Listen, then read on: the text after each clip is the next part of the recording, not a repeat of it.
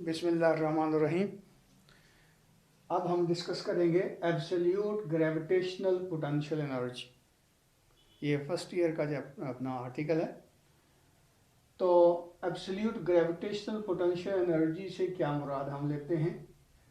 Basically ये जो हमारी अर्थ है, हम इसका ग्रेविटेशनल फील्ड जो है इसके अंदर देखना चाहते हैं कि किसी भी पॉइंट के ऊपर जो कतई या कतई तौर पर जो ग्रेविटेशनल पोटेंशियल एनर्जी किसी भी बॉडी की हो सकती है वो कितनी हो सकती है। याद रखें, यहाँ हमारा जो रेफरेंस पॉइंट है मीन, वो पॉइंट जहाँ पे ग्रेविटेशनल पोटेंशियल एनर्जी की वैल्यू हम ज़ीरो कंसिडर करते हैं, वो ऐसा पॉइंट है जो कि ग्रेविटेशनल फील्ड से बाहर है। मीन एक ऐसे पॉइंट के ऊपर हम ग्रेविटेशनल पोटेंशियल एनर्जी की वैल्यू ज़ीरो कंसिडर करते हैं जहाँ पे फील्ड ज़ीरो हो जाता है।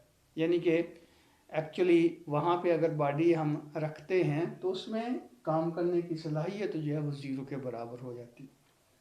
तो इसका क्या मतलब हुआ कि बेसिकली इस तरह पहले भी हम डिस्कस कर चुके हैं कि जब किसी भी फील्ड के अंदर वर्क होता है तो वो उसमें as a potential energy store हो जाता है।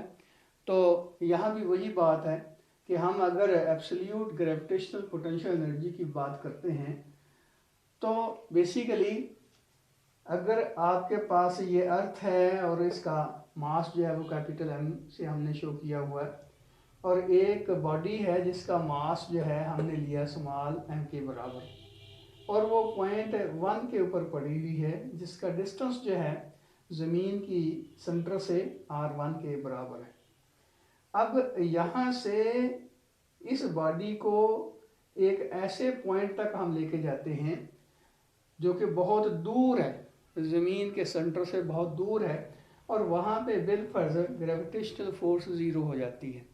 तो यहाँ से यहाँ तक जो अपना इस ऑब्जेक्ट के ऊपर जिसका मास m के बराबर था उसको डिस्प्लेस करवाया गया। तो जितना काम ग्रेविटेशनल फोर्स ने किया है इस बॉडी के ऊपर यहाँ से यहाँ तक इसको डिस्प्लेस करवाने में, वो एक्चुअली इस पॉइंट की एब्सोल्यूट ग्रेविटेशनल पोटेंशियल एनर्जी होगा।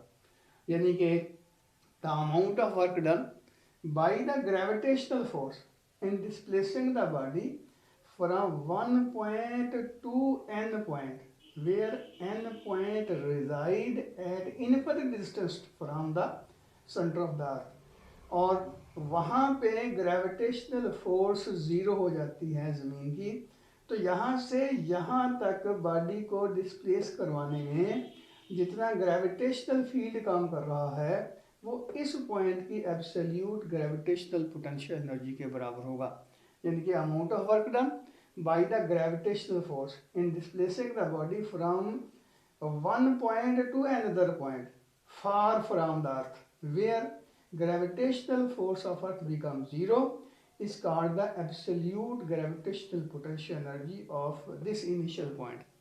ये देखें, बच्चों के ज़हन में अक्सर ये होता है कि डिस्प्लेस तो हम करवा रहे हैं बॉडी को, तो फिर हम ये कैसे कहते हैं कि ग्रेविटेशनल फोर्स ने जो वर्क किया है।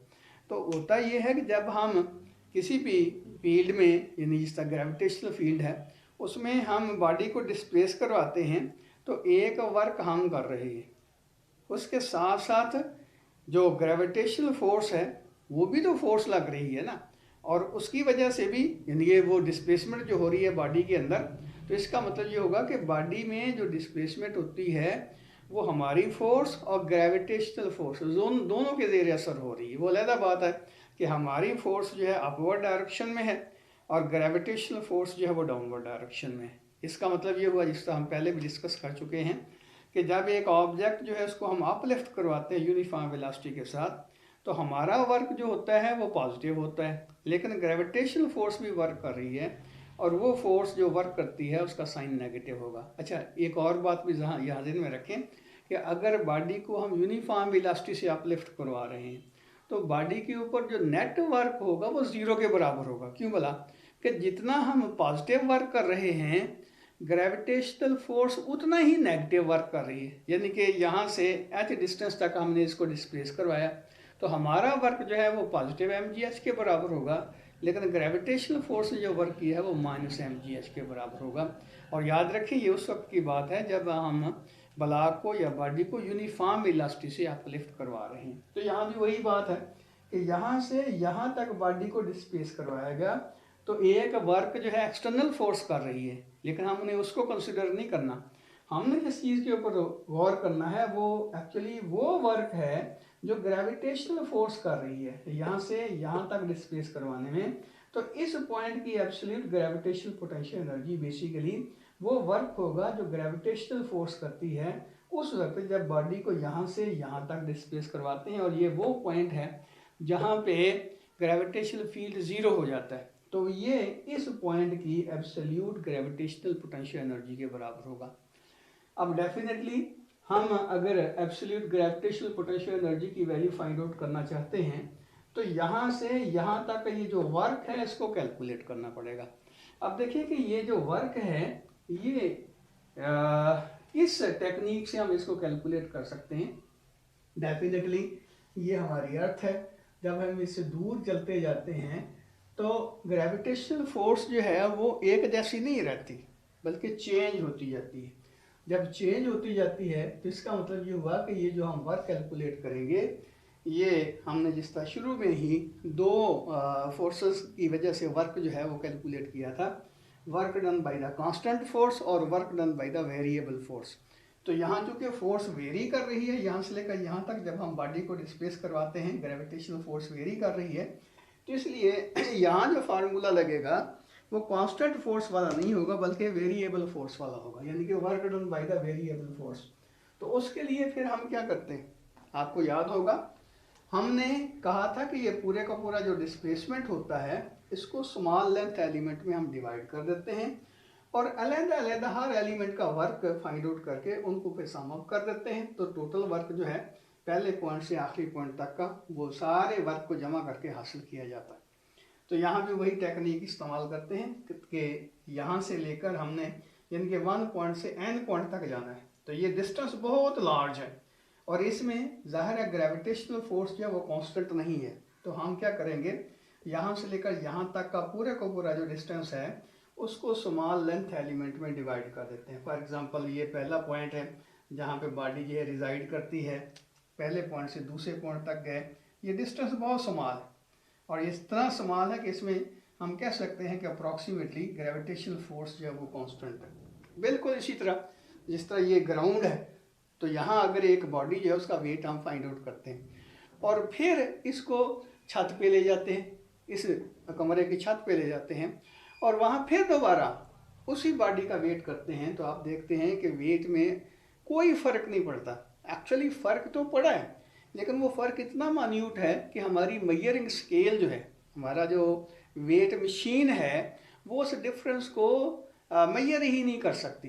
तो इसका मतलब ये हुआ कि हम कह सकते हैं कि वेट की वैल्यू ऑलमोस्ट कांस्टेंट रहती है। तो बिल्कुल यहाँ वही बात है कि पहले पॉइंट और दूसरे पॉइंट के दरमियान ये डिस्प्लेसमेंट इतना स्मॉल है इसमें ग्रेविटेशनल फोर्स ऑलमोस्ट कांस्टेंट रहती है। इस तरह दूसरे से तीसरे का डिस्टेंस बहुत स्मॉल है, तीसरे से चौथे, चौथे का पाँचवा, और ये सिलसिला चलता जाता है। आखिरी जो हमारा पॉइंट है आखिरी पहले वाला वो n-1 है और आखिरी पॉइंट जो n है, इनके दरमियान जो डिस्टेंस है वो भी इतना स्मॉल है कि इसमें ऑलमोस्ट ग्रेविटेशनल फोर्स जो है वो कांस्टेंट रहती है। तो डेफिनेटली अब हमें यहाँ से यहाँ तक वर्क कैलकुलेट करना है, तो क्या करेंगे, पहले इस इंटरवल का हम वर्क कैलकुलेट करेंगे, यानी कि ब्लॉक यहाँ से यहाँ तक डिस्प्लेस करवाया गया है तो वर्क जो है वो कितना हुआ। तो ये देखें वर्क के लिए हम जो फार्मूला इस्तेमाल करते हैं वो सिंपल है कि work done by the gravitational force in displacing the body from 1 point to 2 point. तो ये किसके बराबर होगा, F डॉट डी। अब यहाँ F क्या होगा और डेल्टा डी क्या होगा। ये देखिए अगर हम कहते हैं कि यहाँ से लेकर यहाँ तक का डिस्टेंस R1 है और यहाँ से लेकर यहाँ तक का डिस्टेंस R2, यानी कि सेंटर से पॉइंट 1 का फासला जो है वो R1 है और सेंटर से पॉइंट 2 का फासला जो है वो R2 है।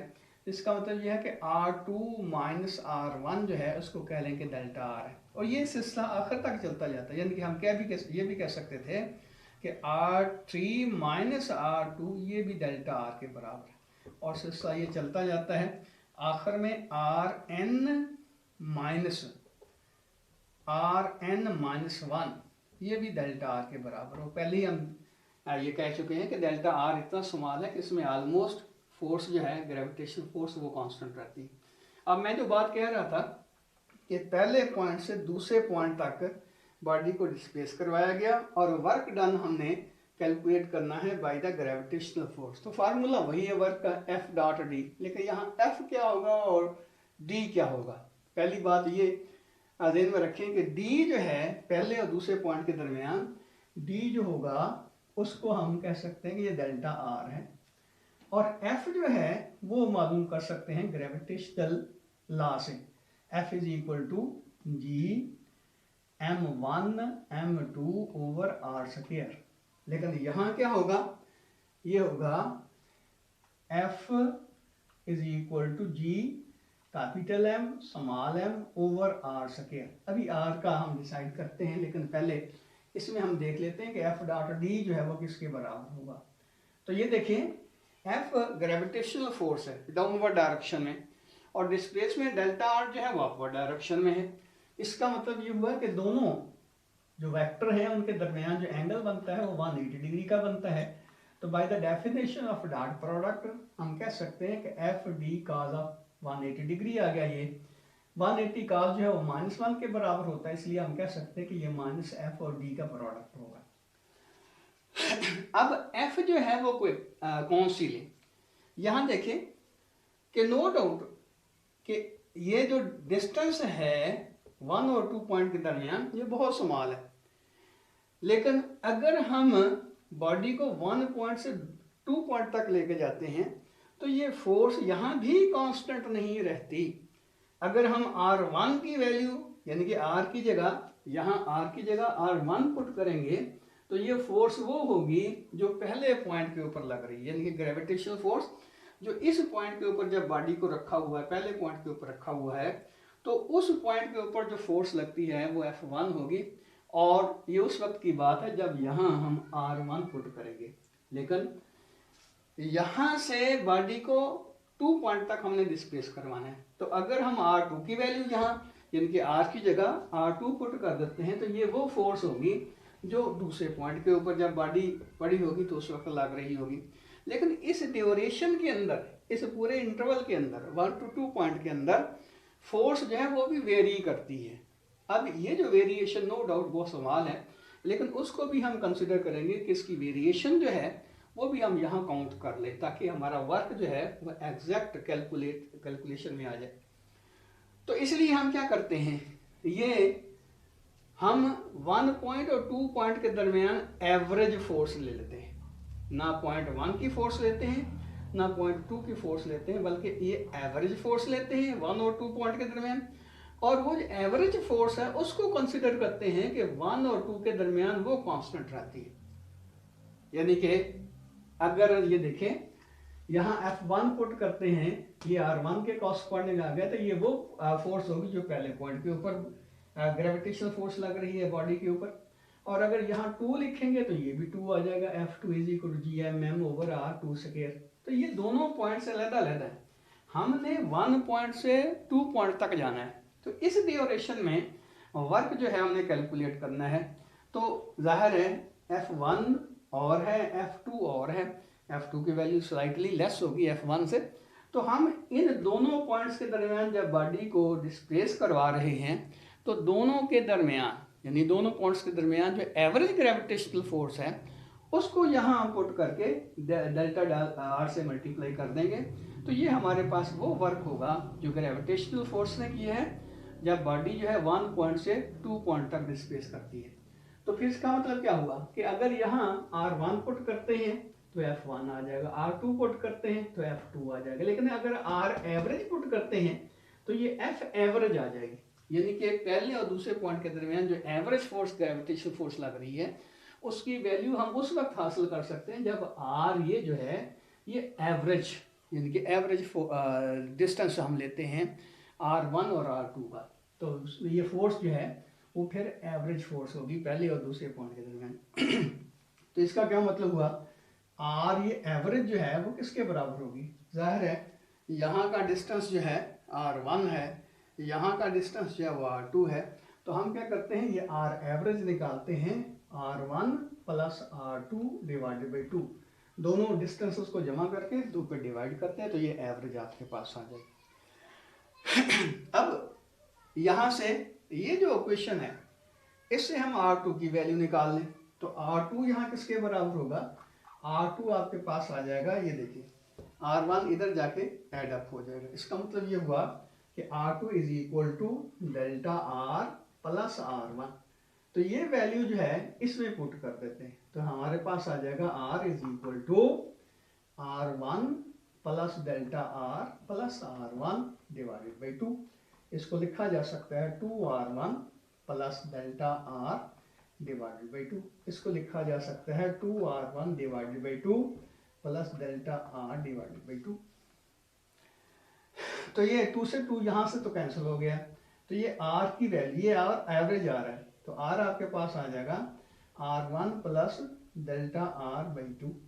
अब यहाँ देखिए इसमें इस फार्मूले में R की सिंगल पावर इस्तेमाल नहीं हो रही, बल्कि R का स्क्वायर इस्तेमाल हो रहा है। तो इसका मतलब यह है कि R का जब स्क्वायर करेंगे तो ये आ जाएगा R square is equal to R1 plus delta R by 2 इसका स्क्वायर। अब इसका स्क्वायर खोलते हैं तो ये आ जाएगा R1 square plus delta R by 4, delta R square by 4 plus 2R1 delta R by 2। अब ये 2 से 2 कैंसिल हो जाएगा, तो बाकी आपके पास क्या बचेगा, बाकी ये R स्क्वायर की वैल्यू जो होगी, R स्क्वायर की जो वैल्यू होगी वो आ जाएगा R1 square plus R1 delta R plus delta R square by 4। अब देखिए डेल्टा R जो है वो R1 के मुकाबले में नेग्लिजिबल स्मॉल क्वांटिटी है। इसका मतलब यह है कि उसका स्क्वायर और उसके ऊपर फिर 4 से हम जब हम डिवाइड करेंगे तो ये क्वांटिटी जो है वो बहुत ही स्मॉल हो जाएगी। इसका मतलब यह है कि इनके मुकाबले में इस क्वांटिटी को हम इग्नोर कर सकते हैं। इसका क्या मतलब हुआ फिर, चलो यहाँ से हम रेज कर लेते हैं थोड़ा सा।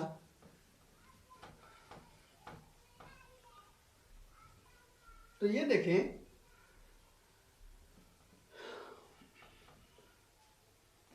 वो R स्क्वायर जो होगा आपके पास वो आ जाएगा R1 square plus R1 delta R। अब ये डेल्टा R की वैल्यू ये वाली दोबारा इसमें पुट कर दें, तो ये आ जाएगा R1 स्क्वायर प्लस R1 और डेल्टा R की जगह R2 माइनस R1 आ जाएगा। तो ये क्या आ जाएगा, ये देखिए R1 square plus R1 R2 minus R1 square, तो ये प्लस ये माइनस एक दूसरे को कैंसिल कर देंगे, तो ये आ जाएगा R1 R2। बेसिकली ये किसके बराबर आ गया, ये R स्क्वायर की वैल्यू आ गई आपके पास R1 और R2, ये यानी कि 1 और 2 पॉइंट के दरमियान जो एवरेज डिस्टेंस बनता है उसका स्क्वायर R1 और R2 के प्रोडक्ट के बराबर होगा। अब ये देखिए ये जो हमारे पास इक्वेशन है, इसको चलो मैं अभी नंबर नहीं दिया, 1 दे देता हूँ। तो इक्वेशन 1 जो है इसमें R स्क्वायर की वैल्यू पुट करें तो ये F आपके पास आ जाएगा G M capital M small over R1 R2। तो ये एवरेज फोर्स आ गई, यानी कि यहाँ से यहाँ तक बॉडी को जो डिस्प्लेस करवाया गया है उस पर जो एवरेज ग्रेविटेशनल फोर्स लग रही है वो ये है, ये यहाँ हम पुट करेंगे। तो इसका क्या मतलब हुआ कि ये F की वैल्यू है इस इक्वेशन में पुट कर दें, और ये D जो है डेल्टा R के बराबर है, यानी कि D की जो मैग्नीट्यूड होगी वो डेल्टा R की इक्वल होगी। तो ये दोनों वैल्यू यहाँ पुट कर देते हैं। तो इसका क्या मतलब होगा, माइनस F की जगह क्या लिखेंगे, G M over R1 R2 और डेल्टा D की जगह डेल्टा R, और डेल्टा R की जगह डायरेक्ट अगर हम पुट कर दें, चलो मैं पहले डेल्टा R ही लिख देता हूँ, और फिर minus G M over R1 R2 और ये आ जाएगा R2 माइनस R1। अब हम क्या करते हैं, इस फैक्टर को इसके नीचे ले जाते हैं तो माइनस जी एम एम, और ये क्या बनेगा R2 minus R1 over R1 R2। अब इसको अलग अलग कर दें तो ये आ जाएगा minus G M M R2 over R1 R2 minus R1 over R1 R2। अब यहाँ देखें कि ये R2 कैंसिल हो जाएगा, ये R1 कैंसिल हो जाएगा, तो बाकी आपके पास जो चीज़ बचेगी वो होगी minus G M M into 1 over R1 minus 1 over R2। तो ये बेसिकली क्या है, ये है work by the gravitational force in displacing the body from 1 point to 2 point. तो अब ये देखें, पहले पॉइंट से दूसरे पॉइंट तक लेके गए हैं बॉडी को, तो ग्रेविटेशनल फोर्स ने ये वर्क किया। इसी तरह दूसरे पॉइंट से तीसरे पॉइंट तक जब लेके जाएंगे तो फिर वर्क इसके बराबर होगा। तो ये हम सिंपली कह सकते हैं कि work done in displacing the body from 2 point two 3 point, 2 point से 3 पॉइंट तक जो वर्क होगा वो भी इसी तरह ही निकालेंगे। ये देखिए, ये तो कांस्टेंट है, जी भी कांस्टेंट है, कैपिटल एम भी कांस्टेंट, स्मॉल एम भी कांस्टेंट। यहाँ आ जाएगा R2, यहाँ आ जाएगा R3, और ये देखिए सिलसिला चलता जाता है। आखिर में क्या आता है, ये Rn माइनस 1 टू Rn, यहाँ से लेकर यहाँ तक जो वर्क है, तो ये आप लिख सकते हैं वर्क डन, ये सिलसिला चलता जाता है इसी तरह, एंड सो ऑन कह सकते हैं आप। तो ये आपके पास आ जाएगा work done in displacing the body by the gravitational force from n minus 1 to n point. तो ये भी minus G M M over Rn minus 1 minus Rn आ जाएगा। ये अब हम क्या करते हैं, हम ऐसा करते हैं कि यहाँ से लेकर यहाँ तक का टोटल वर्क जो है वो फाइंड आउट करना चाहते हैं। तो याद होगा टारगेट हमारा क्या था भला, कि हर इंडिविजुअल ये जो डिस्प्लेसमेंट है इसमें जितना वर्क हुआ है तो उनको सम अप करके ये टोटल वर्क निकाल सकते हैं यहाँ से लेकर यहाँ तक का। यानी कि यहाँ से यहाँ तक का डिस्प्लेसमेंट में जो ग्रेविटेशनल फोर्स ने वर्क किया है वो इंडिविजुअल ये जो छोटे छोटे हमने पाथ एलिमेंट लिए थे इसमें जो वर्क हुआ है उनको ऐड अप करके टोटल वर्क जो है वो निकाल सकते हैं। तो इसके लिए हम फिर क्या करेंगे कि टोटल वर्क जो है वो हम लेते हैं, इनको ऐड अप करते हैं, तो ये आ जाएगा total work done by the gravitational force in displacing the body from 1 point to n point is equal to, ये आ जाएगा work done from 1 to 2 point plus work done from 2 to 3 point plus work done from 3 to 4 point plus 1 plus work done from n minus 1 to n point. अब इनको जमा करेंगे, इनकी values जो हैं इनको पुट करके ऐड अप कर देते हैं। तो ये देखिए सारे के सारे जो वर्क हैं उसमें ये माइनस जी एम एम ये कॉमन फैक्टर है। इसका मतलब यह है कि इसको पहले कॉमन निकाल लें, माइनस जी एम एम, और ये क्या बचेगा, ये देखिए यहाँ पे बचेगा 1 ओवर R1 फिर 1 ओवर R2, और आगे क्या होगा plus 1 over R2 minus 1 over R3 plus 1 over R3 minus 1 over R4 and so on. और आखिर से पहले वाला आएगा माइनस Rn माइनस 1 फिर प्लस 1 ओवर Rn माइनस 1 और माइनस 1 ओवर Rn आएगा। यानी कि ये इससे पहले जो टर्म आएगी वो इसका नेगेटिव आएगा, ये नेगेटिव आएगा, यानी कि इससे पहले जो टर्म आएगी। तो डेफिनेटली क्या होगा, ये देखें ये नेगेटिव ये पॉजिटिव, ये नेगेटिव ये पॉजिटिव, ये सारे एक दूसरे को कैंसिल कर देते हैं।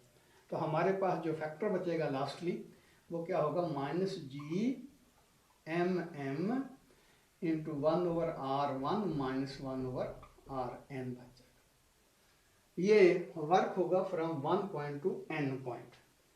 अब देखें, जिस तरह के पहले शुरू में हम डिस्कस कर चुके हैं कि n पॉइंट जो है ऐसी जगह पे रिजाइड करता है जहां पे ग्रेविटेशनल फोर्स जीरो हो जाती है। तो डेफिनेटली हमारा जो ग्रेविटेशनल फील्ड है वो लॉन्ग रेंज फील्ड है।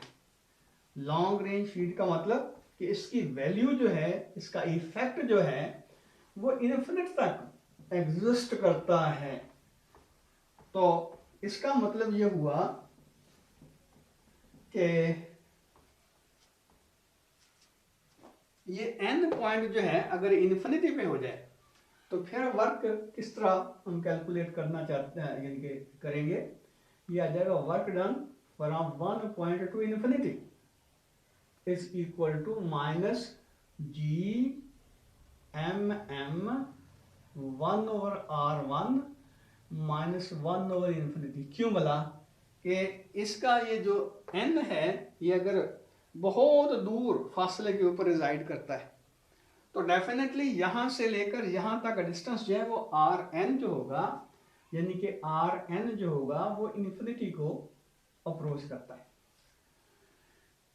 तो ये साइड क्या बनती है, अगर इसके ऊपर गौर करें तो ये है amount of work done in displacing the amount of work done by the gravitational force in displacing the body from 1 point to infinity.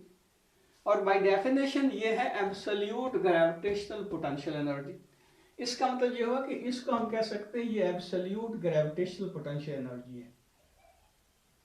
Absolute gravitational potential energy जो होगा, आमतौर पर इसको यू से शो करते हैं, तो ये आपके पास आ जाएगा माइनस जी एम एम 1 और r1 माइनस 1 और इन्फिनिटी। और याद रखें जब डिनोमिनेटर की वैल्यू जो है वो इंक्रीज होती जाती है तो रिजल्ट जो आता है वो डिक्रीज होता जाता है। अब यहाँ देखिए डिनोमिनेटर इन्फिनिटी को अप्रोच करता है, इसका क्या मतलब हुआ कि 1 और इन्फिनिटी हम कह सकते हैं कि 0 को अप्रोच करती है। मैथमेटिक्स वाले तो हमसे नाराज होते हैं कि ये अनडिफाइंड फॉर्म है, लेकिन हम ये इसमें पली ये लेते हैं कि जब डिनोमिनेटर की वैल्यू बढ़ती जाती है तो रिजल्ट जो है वो कम होता जाता है, और अगर डिनोमिनेटर की वैल्यू इन्फिनिटी हो जाए तो इसका रिजल्ट 0 को अप्रोच करेगा। तो ये इसका मतलब ये है कि 1 और इन्फिनिटी की जगह 0 पुट कर सकते हैं। तो ये आ जाएगा minus G M M over r1। तो ये क्या बनेगा, ये बेसिकली है एब्सोल्यूट ग्रेविटेशनल पोटेंशियल एनर्जी इस 1 पॉइंट की। तो इसको u1 कह सकते हैं। u1 का मतलब इस पॉइंट के ऊपर इसकी जो पोटेंशियल एनर्जी है, इसको एक्स्ट्रा भी कह सकते हैं u(r1), यानी कि पोटेंशियल एनर्जी एट पॉइंट 1, यानी कि जिसका डिस्टेंस जो है जमीन से r1 के बराबर है।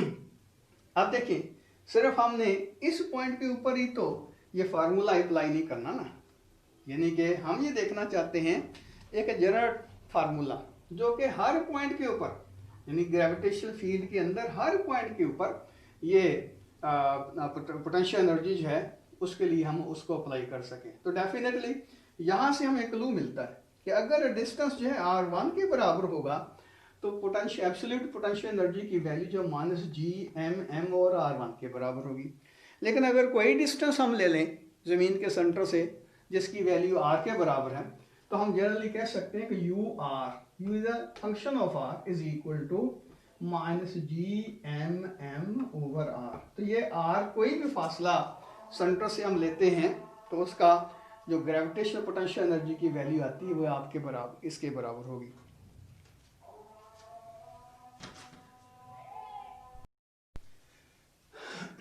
इसका मतलब ये हुआ कि जैसे जैसे r की वैल्यू बढ़ती जाती है u(r) की वैल्यू जो है वो भी बढ़ती जाती है। अब ये कैसे मैंने कह दिया कि r की वैल्यू बढ़ती जाती है तो u(r) की वैल्यू बढ़ती जाती है, बेसिकली ये देखिए कि ये नेगेटिव साइन है।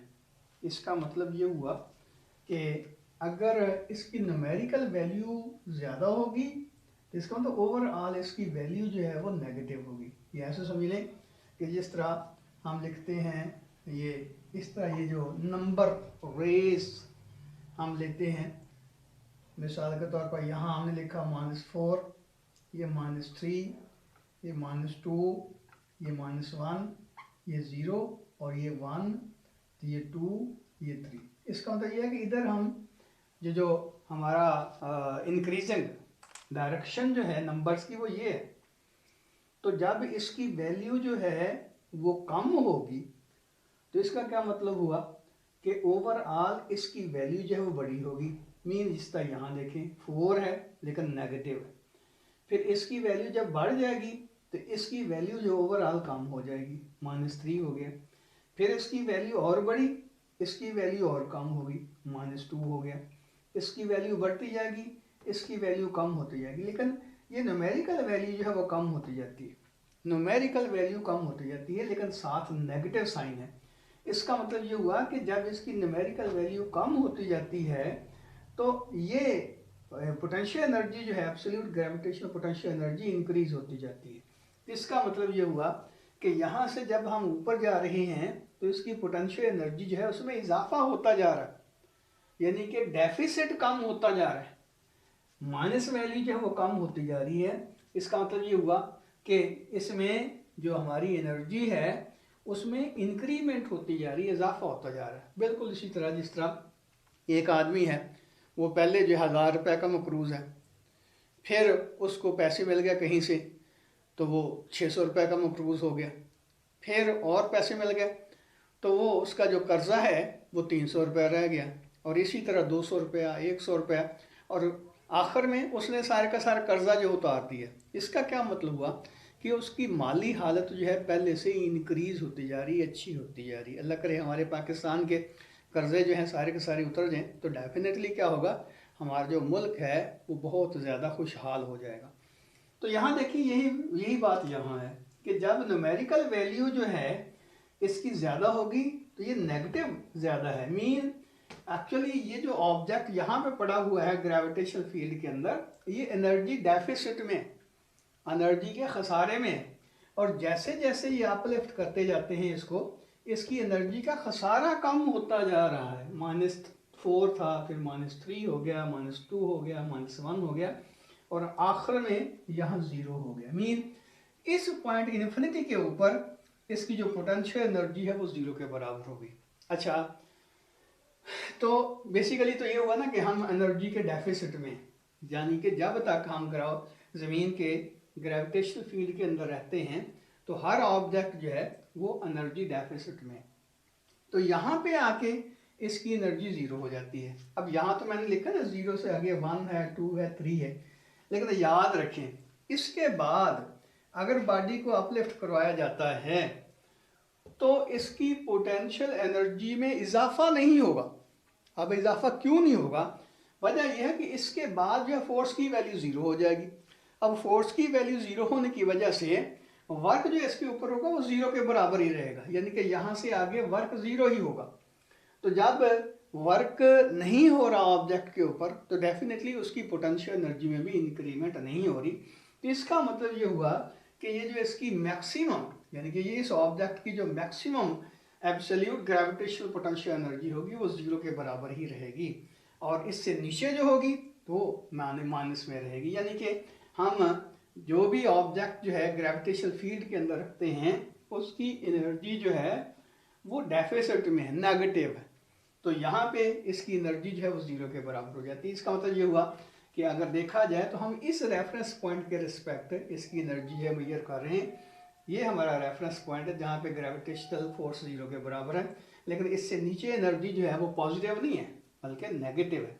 इसलिए हमें अगर इस ऑब्जेक्ट को या अपने आप को ज़मीन के ग्रेविटेशनल फील्ड से आज़ाद करवाना है तो हमें इतना वर्क करना पड़ेगा जितना यहाँ से लेकर यहाँ तक बॉडी को डिस्प्लेस करवाने में यानी कि किया गया है। यहाँ पे आगे बॉडी जो फ्री हो जाएगी।